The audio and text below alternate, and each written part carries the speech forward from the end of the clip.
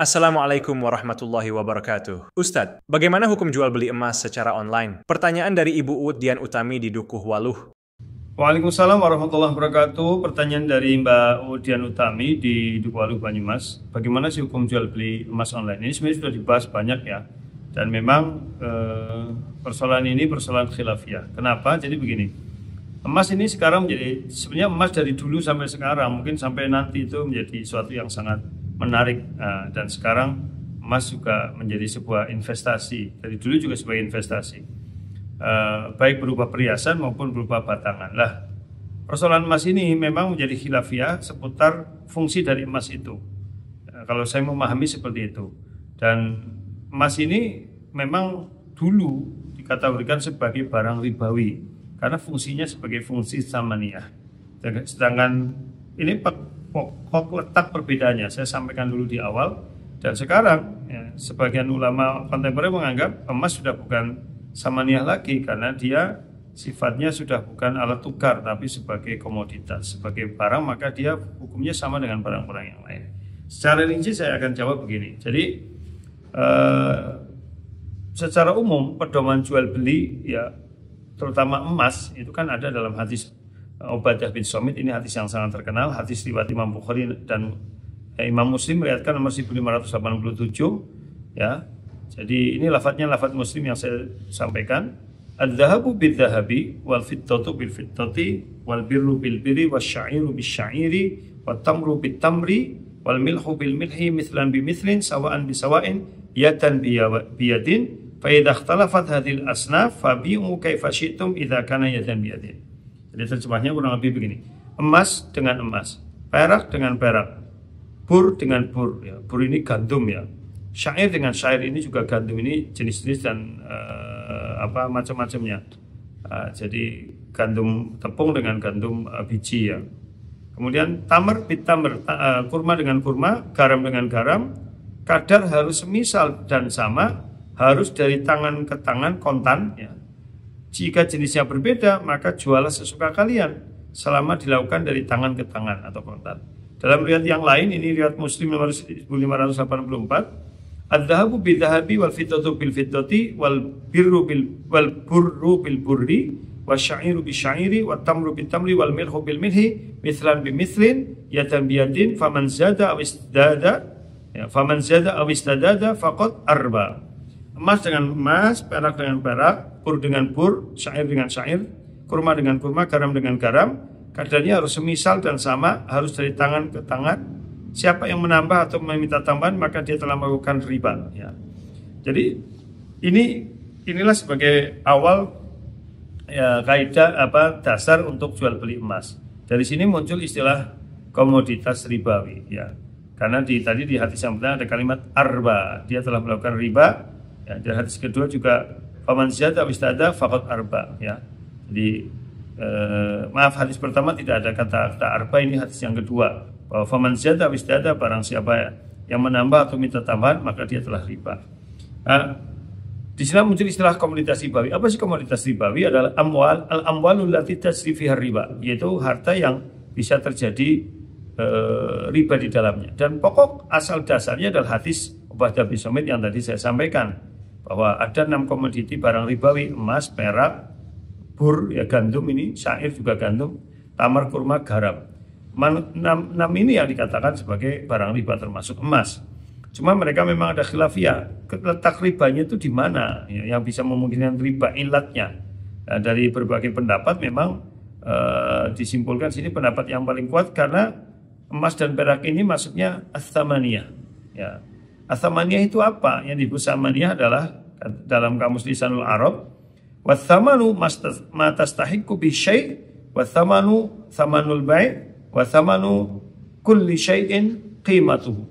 Jadi tsaman adalah segala sesuatu yang engkau berhak mendapatkan sesuatu dengannya, dan tsaman juga maknanya tsaman dari jual beli, dan tsaman dari sesuatu adalah nilainya. Itu yang dimaksud dengan tsamaniyah. Jadi dalam bahasa mudah, tsaman adalah dalam jual beli adalah alat tukar atau alat pembayaran dalam jual beli. Nah, dalam praktek jual beli emas ya, mau online tidak online kan tetap menggunakan uang. Uang juga sama nih ya, karena uang adalah sebagai alat tukar. Jadi emas ya alat pada saat itu sebagai alat tukar, uang juga alat tukar, sama-sama alat tukar. Tapi karena berbeda jenis, satunya emas, satu bisa uang kuartal, sekarang uang kertas, uang logam dan sebagainya. Jadi sebenarnya uang ya barang ribawi, emas ya barang ribawi. Lah beli emas dengan uang, lah ini yang jadi masalah. Lah aturannya di sini kalau dari hadis tadi kan jelas. Jadi mislan bimislin, sawaan bisawain, yadan biyadin. Itu yang jadi masalah memang. Jadi harus sama, kemudian harus dari tangan ke tangan atau kontan. Ini yang jadi nanti akan menjadi pusat pokok dari perbedaan yang ada. Dengan dasar ini maka para ulama ada yang mengharamkan ini bila terjadi jual beli online. Kenapa? Karena gini,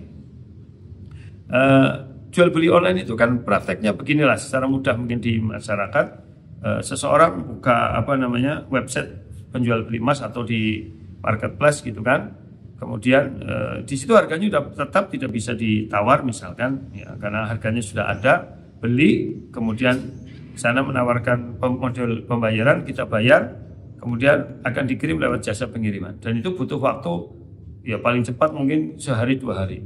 Ya, seandainya tidak sehari 2 hari, sehari pun bisa jadi misalkan tokonya masih terjangkau dalam sehari. Ini tetap ada jeda sehari 2 hari. Jadi ada tidak bisa ya dan biadin kontan di situ cash gitu. Artinya satu waktu diserahkan. Yang kedua bisa membuka website marketplace, kemudian ada emas, ada ditawar, deal, kemudian beli dikirim juga. Nah, kesimpulan dari model jual beli online ini kan satu, membeli dengan uang kan gitu ya, membeli dengan uang. Kedua, pembayaran memang dilakukan secara kontan karena begitu diberikan pembayaran bayar, atau bisa juga COD ya kan, juga kontan juga kan pada saat itu. Kemudian yang jelas emas kan tidak bisa langsung diserah terimakan, tetapi nanti akan dikirim dulu, butuh waktu gitu. Setelah melakukan pembayaran baru akan dikirim gitu ya. Jadi hitungannya tentu tidak satu waktu saat itu, tapi ada beberapa waktu. Nah, dengan dasar ini memang ada penyebab kemudian para ulama mengatakan itu menjadi haram. Karena apa? Gini, karena ini memang jual beli emas ya dengan uang ini sama-sama barang ribawi. Maka dalam hal ini mereka disarankan ada namanya al-hulul wa taqabud. Ya, apa al-hulul wa taqabud? Serah terima barang secara langsung. Ini yang jadi masalah. Serah terima barang secara langsung di majelis akad. Ya. Jadi pada saat jual beli online kan syarat ini tidak terpenuhi. Ya. Maka dengan dasar ini para ulama mengatakan ini jual beli yang terlarang. Ada seorang tokoh ulama namanya Syekh Muhammad Sholih Al-Munajjid tentang gimana hukumnya jual beli online lewat perusahaan. Beliau menjawab sangat panjang. Ya, kesimpulannya begini kata beliau, ini saya terjemahnya saja ya karena panjang sekali. Ya, bahwa beliau mengatakan telah diketahui syarat jual beli emas adalah adanya taqabud, serah terima secara langsung ketika akad. Berdasarkan sabda Nabi tadi kan sudah saya sampaikan bahwa yadan biyadin itu. Dan kata beliau jual beli emas lewat internet tidak bisa yadan biyadin, tidak bisa taqabud. Ya, jadi pasti butuh waktu untuk mengirimkannya. Dengan dasar ini maka kemudian beliau berpendapat bahwa hukumnya adalah haram. Termasuk Syekh Abdullah Al-Faqih dalam Syabakah Fatwa Syabakah Islamiyah juga mengatakan ya juzu sirah pihak ibro internet ya idza stawfa al-bai' syurutuhu arkanu. Boleh saja jual lewat internet bila terpenuhi ketentuannya. Dan salah satu ketentuannya harus terpenuhi adalah bisa al-hulul tadi wa taqabbud, terjadi serah terima pada saat itu. Sehingga kalau dari pendapat ini jual beli online kalau dengan model yang pertama tadi transfer dan butuh waktu, mereka tidak terpenuhi syaratnya sehingga menjadi haram. Nah, solusinya kata mereka COD. Ya, COD itu pembayarannya ya bisa jadi pertama akad ya dengan pembeli, nanti kurirnya juga melakukan akad lagi. Jadi terjadi akad dengan apa? Dengan kurirnya. Jadi setelah deal barang dan harganya sudah deal di internet, ya, penjual mengantar sendiri barangnya ke tempat pembeli, lalu diulang kembali karena akad jual beli sebagaimana yang disepakati di internet, lalu dilakukan pembayaran dan langsung jadi sama aja gitu, cuma pembelinya mengantar langsung. Yang kedua lewat kurir, tapi akadnya diulang lagi dengan kurir. Itu menurut pendapat yang pertama. Menurut pendapat yang kedua ini adalah pendapat fatwa Dewan Syariah Nasional MUI. Ya, ini fatwanya ini membolehkan, ya, tapi ada beberapa syarat. Ini nomor 77 tahun 2010. Nah, nanti Mbak Uut dan yang lain bisa download di internet lah, fatwa tentang jual beli emas online, ya, fatwa DSN UI nomor 77. Jadi dasarnya apa? Bahwa sekarang transaksi jual beli emas yang dilakukan masyarakat sudah macam-macam, membutuhkan kemudahan lah ya. Bisa tunai, secara angsuran maupun secara tangguh, karena emas menjadi suatu yang sangat menarik ya. Bahwa yang landasan kedua, transaksi jual beli emas ini dengan cara pemilihan tidak tunai menimbulkan perbedaan pendapat, kan tadi itu masalah. Maka DSN MUI perlu mengeluarkan fatwa. Dan yang menjadi dasar fatwa MUI adalah pertama, wa halallahu a'udzubillahi minasyaitonir rajim, firman Allah Al-Baqarah 275. Wa halallahu al-bai', Allah menghalalkan jual beli, ini hukum asalnya. Kemudian hadis tentang inamal bai'u antara, jual beli itu dasarnya kerelaan. Ya, itu hadis riwayat Imam Ibnu Majah. Yang ketiga hadis tentang Ubadah bin Somit tadi yang tentang barang ribawi, juga hadis Muslim, Tirmidzi, Nasa'i tentang adz-dzahabu bil wariki riba illaha waha. Jual beli emas dengan perak adalah riba kecuali dilakukan secara tunai. Nah, ini dasar. Kemudian hadis riwayat Imam Muslim yang lain, la tabi'udz dzahaba bidzahabi illa mithlan bimithlin. Jangan menjual emas dengan emas kecuali sama nilainya. Ya, wala tushiffu ba'du ala ba'd. Jangan menambahkan sebagian satu sama sebagian yang lain. Wala tabi'ul warika bil wariki illa mithlan bimithlin wala tushiffu ba'du ala ba'd. Jangan menjual perak dengan perak, juga sama tadi hukumnya. Wala tabi'u minha ghaiban bin najisin. Jangan menjual emas dan perak itu tidak tunai dengan yang tunai, gitu kan. Itu. Kemudian hadis riwayat Imam Muslim yang lain, nah Rasulullah sallallahu an bai'il wariki bidzahabi dainan. Rasulullah melarang menjual perak dan emas secara piutang tidak tunai. Kemudian hadis Nabi yang lain, Tirmidzi dari Amr bin Auf, ya, bahwa as-sulhu jaiz bainal muslimin illa sulhan harrama halalan aw halala haraman. Ya, wal muslimuna ala syurutihim illa syartan harama halalan aw halala haraman. Jadi yang disampaikan di sini, musyawarah mufakat boleh dilakukan antara kaum muslimin lewat perdamaian. Demikian juga seorang muslim itu bisa mengikatkan diri dalam syarat-syarat yang ada.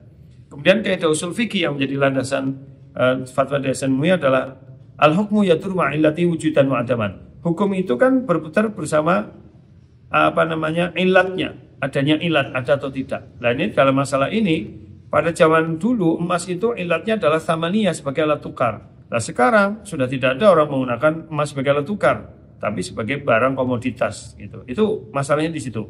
Dulu sebagai tsamaniyah maka haram, sekarang sudah bukan tsamaniyah lagi. Itu menurut MUI. Kemudian kaidah fikih al-'adah muhakkamah. Ya, tadi karena emas zaman dulu dengan sekarang berbeda, adat kebiasaan bisa menjadi dasar penetapan hukum. Kemudian kaidah usul yang lain, anal ahkam al-murattabata anal ahkam al-mutarattabata alal awaidi taduru ma'aha kaifama darat wa tabtulu ma'aha idza batalat kan nuqudi fil muamalat. Hukum yang didasarkan pada adat kebiasaan berlaku bersama adat tersebut dan batal tidak berlaku bersamanya ketika adat itu batal, seperti mata uang dalam muamalat. Kemudian kaidah fikih yang lain, ini ada beberapa kaidah yang lain. Jadi yang memang menjadikan DSN MUI itu kemudian memberikan fatwa ini. Nah, pendapat para ulama juga pendapatnya Syekh Ali Jum'ah ini membolehkan, beliau membolehkan, bunyinya kurang lebih boleh jual beli emas dan perak yang telah dibuat atau disiapkan untuk dibuat dengan angsuran pada saat ini di mana dunia tidak lagi diperlakukan sebagai media pertukaran di masyarakat. Jadi Syekh Ali Jum'ah memandangnya emas boleh karena sudah bukan samaniyah lagi, sudah bukan sebagai alat tukar lagi. Kemudian Prof. Dr. Wahbah Zuhaili ya, dalam Al-Mu'alat Al-Maliyah Al-Masirah berpendapat, bagadzalika syira'ul hulli minaso'iri bitaqsid la yajuz li'adami iktimali qabdi thawan wala yasihu aitan biqardin minaso'in. Demikian juga membeli perhiasan dari pengrajin dengan pembayaran angsuran tidak boleh karena tidak dilakukan penyerahan harga uang dan tidak sah juga dengan cara berhutang dari pengrajin. Kemudian pendapat Syekh Abdullah bin Sulaiman Al-Mani dalam Al-Bus fil Iqtisadil Islami ini juga kurang lebih bahwa status emas dan perak lebih dominan fungsinya sebagai tsaman, alat tukar, dan bahwa Nas sudah jelas menganggap keduanya sebagai harta ribawi. Ini pendapat beliau seperti itu. Kemudian Dr. Khalid Musli dalam Hukmu Bai, beliau berpendapat bahwa secara global memang dua pendapat ulama tentang jual beli emas dengan uang kertas secara angsuran. Yang pertama haram, yang kedua adalah boleh, kata beliau itu ya. Ini didukung oleh pendapat ulama masa kini. Nah sekarang pendapat juga Syekh Hamid Ash-Shawqi juga begitu. Kemudian pendapatnya menjelaskan ada yang dilarang, ada yang boleh, pendapat para ulama. Jadi memang menjadi masalah khilafiyah. Nah sekarang kesimpulannya bagaimana? Jadi dari kesimpulan fatwa DSN MUI itu bahwa hadis-hadis Nabi yang mengatur pertukaran jual beli emas dengan emas, perak dengan perak, serta emas dengan perak dan sebaliknya, mensyaratkan antara lain agar pertukaran itu dilakukan secara tunai, yatan biadin, dan jika dilakukan tidak tunai, maka ulama sepakat bahwa pertukaran tersebut dinyatakan sebagai transaksi riba, sehingga emas dan perak dalam pandangan ulama dikenal amwal ar-ribawiyah. Itu hasil keputusan fatwa MUI. Kedua, jumhur ulama berpendapat bahwa ketentuan atau hukum dalam transaksi sebagaimana dimuatkan dalam poin 1 tadi merupakan al-ahkamul mu'allalah, hukum yang memiliki ilat, ada alasannya, dan ilatnya adalah as-samaniyah. Ini yang jadi masalah. Tadi di awal sudah saya sampaikan. As-samaniyah itu maksudnya emas dan perak pada masa wurud hadis itu, pada masa ada hadis itu adalah merupakan saman, harga atau alat pembayaran dan pertukaran atau sama dengan uang. Ya. Kemudian hasil yang ketiga, uang juga disebut dengan saman, ya, karena uang jelas alat tukar. Ya, kemudian berikutnya dari uang ini merupakan dipandang sebagai dipandang sebagai alat atau media pertukaran, gitu ya. Jadi uang pertukaran, emas sekarang sudah bukan pertukaran lagi. Kemudian secara umum dalam kesimpulan fatwa DSN MUI itu, masyarakat dunia tidak lagi memperlakukan emas atau perak sebagai uang, ya, tetapi dilakukannya sebagai sil'ah, barang. Jadi sudah bukan sebagai saman lagi. Demikian juga pendapat Imam Ibnu Taimiyah dan Ibnu Qayyim menegaskan jika emas dan perak tidak lagi difungsikan sebagai uang, misalkan telah dijadikan perhiasan, maka emas dan perak tersebut berstatus sama dengan barang atau sil'ah. Gitu. Berdasarkan hal tersebut dan dengan memperhatikan kaidah usul fikih, maka saat ini syarat-syarat dan ketentuan hukum dalam pertukaran emas dan perak yang ditetapkan dalam hadis Nabi tidak berlaku lagi, ya, karena sudah berbeda. Maka keputusannya jual beli emas secara tidak tunai, baik melalui jual beli biasa atau jual beli yang murabahah, ya, atau juga jual beli lewat uang, bahkan jual beli online, maka boleh, gitu ya, boleh. Tapi ketentuannya apa? Satu, harga jual saman tidak boleh bertambah selama jangka waktu perjanjian meskipun ada perpanjangan waktu setelah jatuh tempo. Itu syarat pertama. Kedua, emas yang dibeli dengan pembayaran tidak tunai boleh dijadikan jaminan. Ketiga, emas yang dijadikan jaminan sebagai dimaksud tidak boleh diperjualbelikan, dijadikan objek akad lainnya yang menyebabkan perpindahan kepemilikan.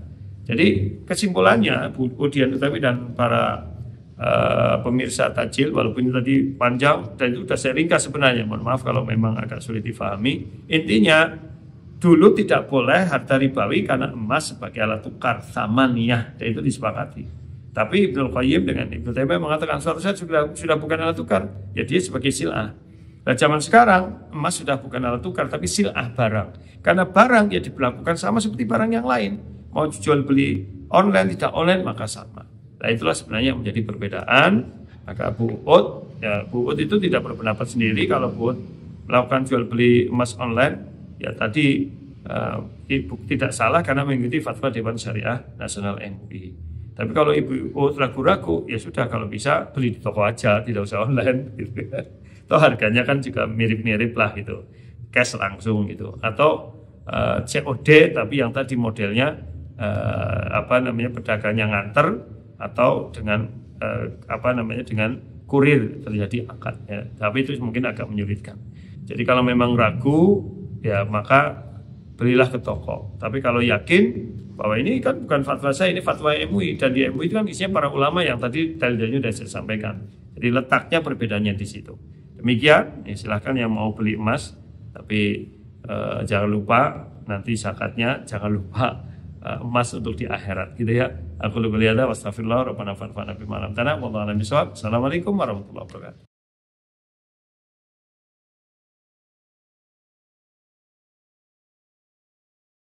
أعوذ بالله من الشيطان الرجيم. بسم الله الرحمن الرحيم. هل أتى على الإنسان حين من الدهر لم يكن شيئا مذكورا إنا خلقنا الإنسان من نطفة أمشاج نبتليه فجعلناه سميعا بصيرا إنا هديناه السبيل إما شاكرا وإما كفورا إنا أعتدنا للكافرين سلاسل وأغلالا وسعيرا إن الأبرار يشربون من كأس كان مزاجها كافورا عينا يشرب بها عباد الله يفجرونها تفجيرا يوفون بالنذر ويخافون يوما كان شره مستطيرا ويطعمون الطعام على حبه مسكينا ويتيما وأسيرا إنما نطعمكم لوجه الله لا نريد منكم جزاء ولا شكورا إنا نخاف من ربنا يوما عبوسا قمطريرا فوقاهم الله شر ذلك اليوم ولقاهم نضرة وسرورا وجزاهم بما صبروا جنة وحريرا متكئين فيها على الأرائك لا يرون فيها شمسا ولا زمهريرا ودانية عليهم ظلالها وذللت قطوفها تذليلا ويطاف عليهم بآنية من فضة وأكواب كانت قوارير من فضة قدروها تقديرا ويسقون فيها كأسا كان مزاجها زنجبيلا عينا فيها تسمى سلسبيلا ويطوف عليهم ولدان مخلدون إذا رأيتهم حسبتهم لؤلؤا منثورا وإذا رأيت ثم رأيت نعيما وملكا كبيرا عاليهم ثياب سندس خضر واستبرق وحلوا أساور من فضة وسقاهم ربهم شرابا طهورا إن هذا كان لكم جزاء وكان سعيكم مشكورا إنا نحن نزلنا عليك القرآن تنزيلا فاصبر لحكم ربك ولا تطع منهم آثما أو كفورا واذكر اسم ربك بكرة وأصيلا ومن الليل فاسجد له وسبحه ليلا طويلا إن هذا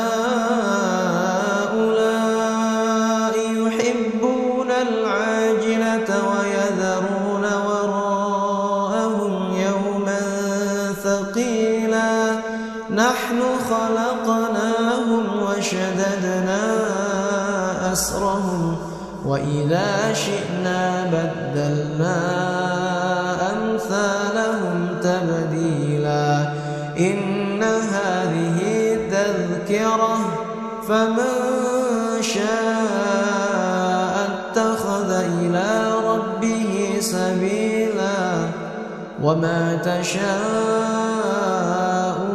إلا أن يشاء الله إن الله كان عليما حكيما يدخل من يشاء في رحمته والظالمين أعد لهم عذابا أليما.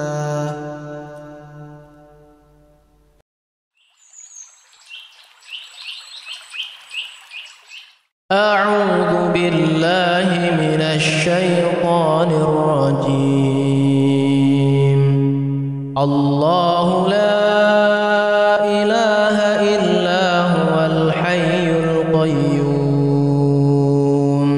لا تأخذه سنة ولا نوم له ما في السماوات وما في الأرض من ذا الذي يشفع عنده إلا بإذنه يعلم ما بين أيديهم وما خلفهم ولا يحيطون بشيء من علمه إلا بما شاء وسع كرسيه السماوات والأرض ولا يؤوده حفظهما وهو العلي العظيم. بسم الله الرحمن الرحيم.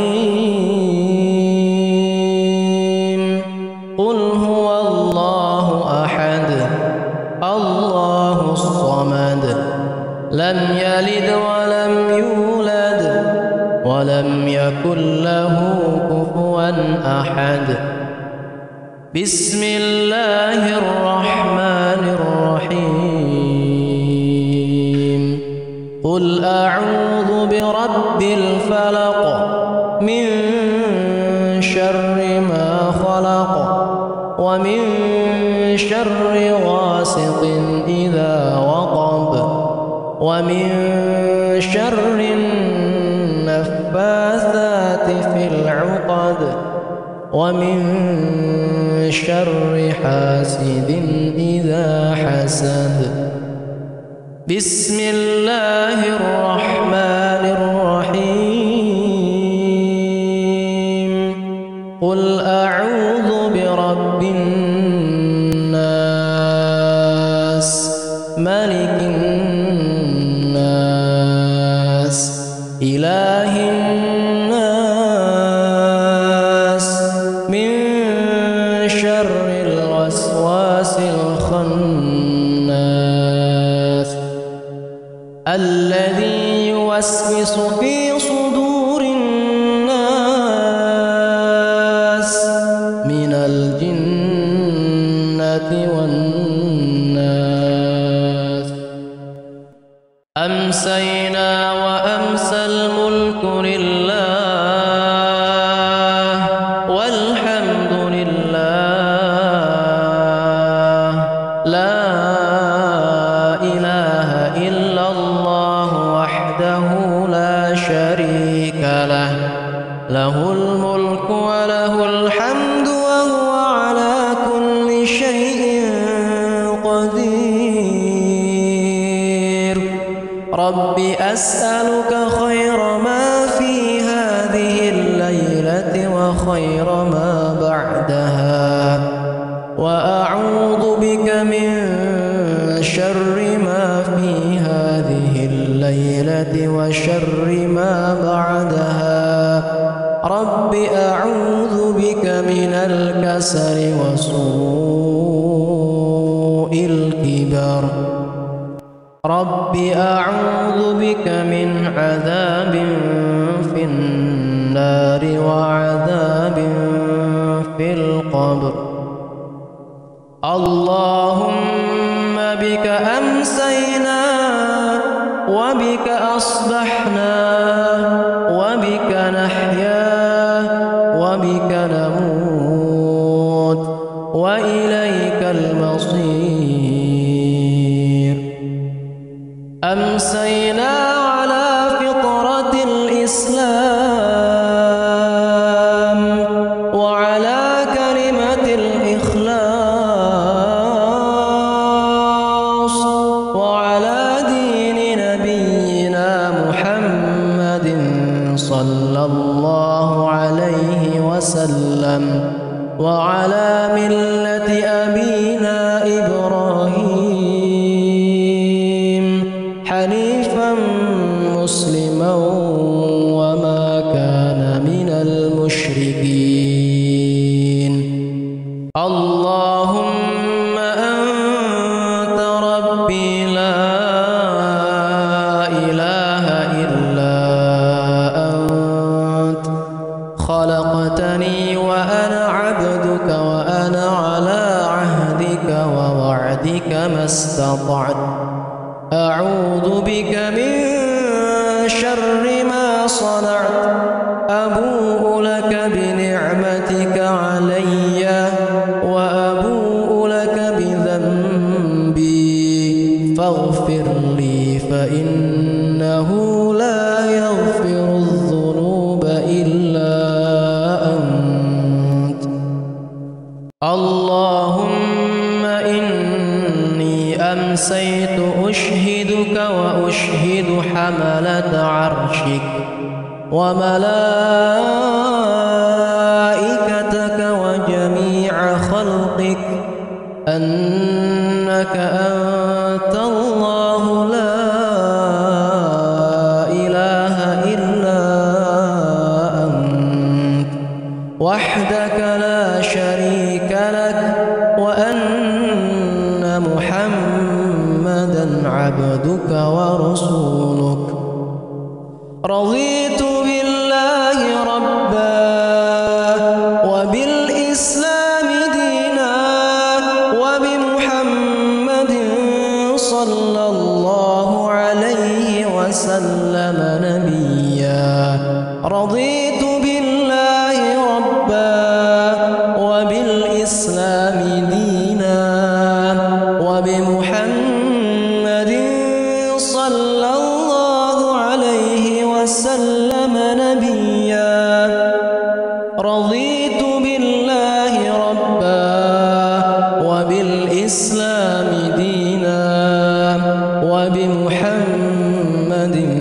صلى الله عليه وسلم نبيا اللهم صل وسلم على نبينا محمد اللهم صل وسلم على نبينا محمد اللهم صل وسلم على نبينا محمد اللهم صل وسلم على نبينا محمد اللهم صل وسلم على نبينا محمد اللهم صل وسلم على نبينا محمد اللهم صل وسلم على نبينا محمد اللهم صل وسلم على نبينا محمد اللهم صل وسلم على نبينا محمد اللهم صل وسلم على نبينا محمد اللهم عافني في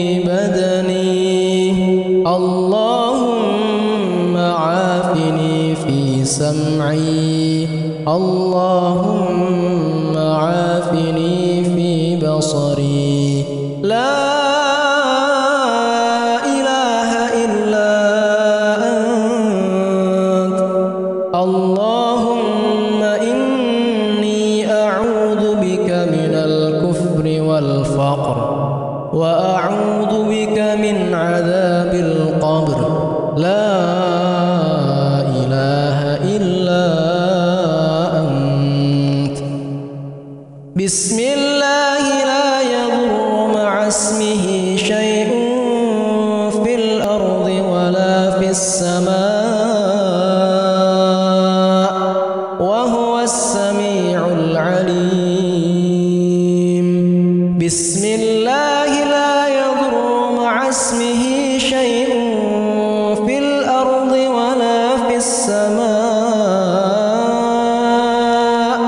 وهو السميع العليم بسم الله لا يضر مع اسمه شيء في الأرض ولا في السماء وهو السميع العليم اللهم إني أسألك العفو والعافية في الدنيا والآخرة اللهم إني أسألك العفو والعافية في ديني ودنياي وأهلي ومالي اللهم استر عوراتي وآمن روعاتي اللهم احفظني من بين يدي ومن خلفي وعن يميني وعن شمالي ومن فوقي وأعوذ بعظمتك أن أغتال من تحتي